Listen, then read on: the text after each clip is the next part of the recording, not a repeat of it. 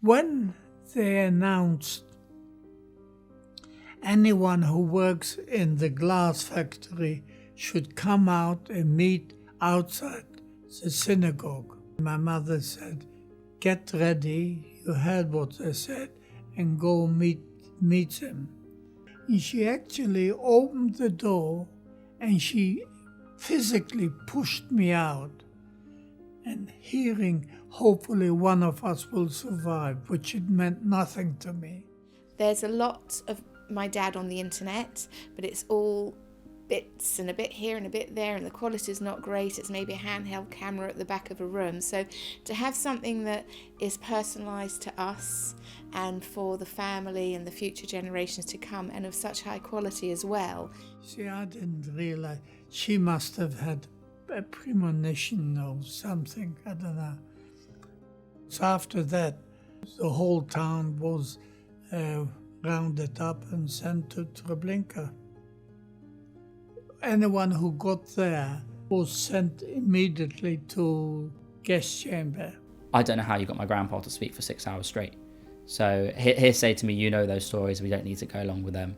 Whereas with you, I think he was a lot more open to talk through everything because it's kind of a new audience. A guy in front of me was called out as well. He was older than I. And he had a small baby on with him, 2-3 years old. And the SS man said, no, you come out, the baby goes back to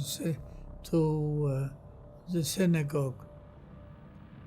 And he had seconds to make up his mind. He made up his mind to go back with the son back to the synagogue, which a day later they took them all out in the woods. They shot them all. Grateful. I've got this now, and Daddy will always be with us, and Johnny will be able to show his children, and Dad will be with us forever in that way. They even took your name away. You were not called by a name, or you were called by a number. And I had a number, of course. You didn't work in Buchenwald. It wasn't a factory. And there wasn't a day that you didn't find people laying on the floor dead. Some managed to eat their ration of bread, some didn't. And the people who didn't eat it, there was no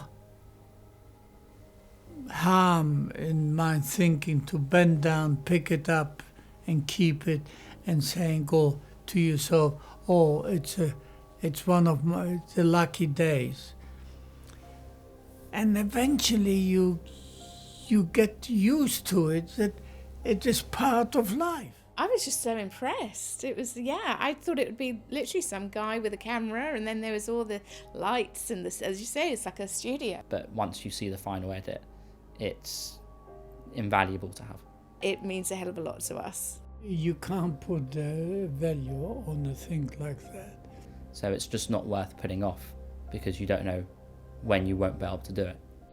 After a while you think yourself, who are you? What are you? And basically it comes back to me was, well, just to survive for another day.